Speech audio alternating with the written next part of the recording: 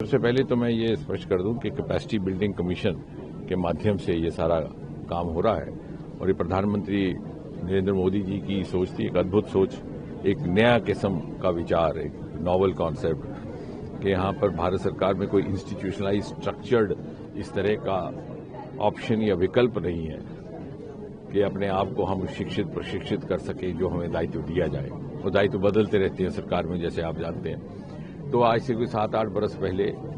ये एक नई पहल की गई कैपेसिटी बिल्डिंग कमीशन की, जिसमें बहुत सारे सदस्य नॉन गवर्नमेंट सेक्टर से भी आए और एक बहुत बढ़िया मिशन उत्पन्न हुआ प्राइवेट पब्लिक सेक्टर का, क्योंकि अब जैसा कहा जाता है कि साइलोस का जमाना जाता है, अब जो भी हमें आगे प्रगति करनी होगी मिलजुल करके इंटेग्रेटेड फैशन से करनी है। उसी के तहत फिर एक आईगॉट का प्लेटफॉर्म डेवलप किया गया, जिसे अगर एक वाक्य में कहा जाए तो ये कहा जा सकता है कि shift from rule to role, यानी कोई सरकारी अधिकारी जो नियमों की किताब है उसका कैदी बनकर के काम करने पर मजबूर ना रहे, अपना दायित्व कैसे निभाया जाए उसके लिए भी खुले मन से विचार करने की उसमें क्षमता पैदा हो। उसको लेकर के आरंभ में सिविल सर्वेंट्स के लिए ये प्लेटफॉर्म तैयार हुआ,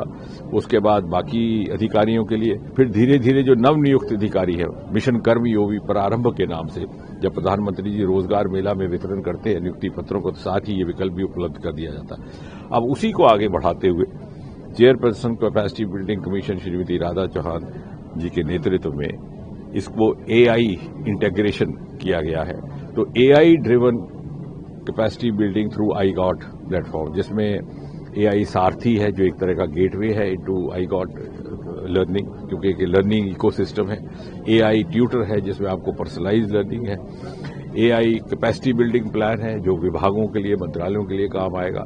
यानी उसी काम को किस तरह से बेहतर अंदाज में और थोड़े समय में अंजाम दिया जा सके, उसको लेकर के आर्टिफिशियल इंटेलिजेंस को ह्यूमन इंटेलिजेंस के साथ मिला करके कह सकते हैं कि हाइब्रिड तरीके की अप्रोच के साथ इसे आगे बढ़ाने का प्रयास है।